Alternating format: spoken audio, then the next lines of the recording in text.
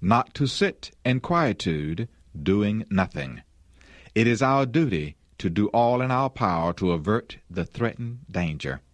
A vast responsibility is devolving upon men and women of prayer throughout the land to petition that God may sweep back this cloud of evil and give a few more years of grace to work for the Master.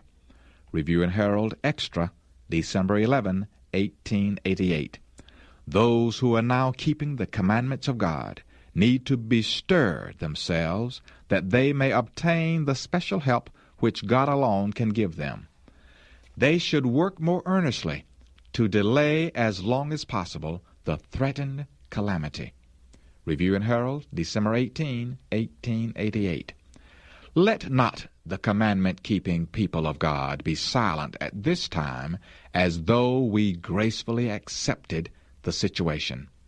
Seventh-day Adventist Bible Commentary, Volume 7, page 975, 1889. We are not doing the will of God if we sit in quietude, doing nothing to preserve liberty of conscience. Fervent, effectual prayer should be ascending to heaven that this calamity may be deferred until we can accomplish the work which has so long been neglected.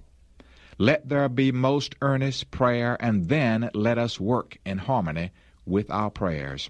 Testimonies to the Church, Volume 5, page 714, 1889. There are many who are at ease, who are, as it were, asleep. They say, if prophecy has foretold the enforcement of Sunday observance, the law will surely be enacted. And having come to this conclusion, they sit down in a calm expectation of the event, comforting themselves with the thought that God will protect His people in the day of trouble. But God will not save us if we make no effort to do the work He has committed to our charge. As faithful watchmen, you should see the sword coming and give the warning that men and women may not pursue a course through ignorance that they would avoid if they knew the truth. Review and Herald Extra, December 24, 1889. Oppose Sunday laws by pen and voice. We cannot labor to please men who will use their influence to repress religious liberty and to set in operation oppressive measures to lead or compel their fellow men to keep Sunday as the Sabbath. The first day of the week is not a day to be reverenced. It is a spurious Sabbath, and the members of the Lord's family cannot participate with the men who exalt this day and violate the law of God by trampling upon His Sabbath. The people of God are not to vote to place such men in office, for when they do this, they are partakers with them of the sins which they commit while in office. Fundamentals of Christian Education, page 475, 1899. I do hope that the trumpet will give a certain sound in regard to this Sunday law movement.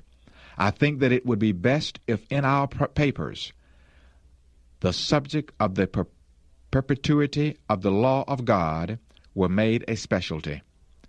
We should now be doing our very best to defeat this Sunday law.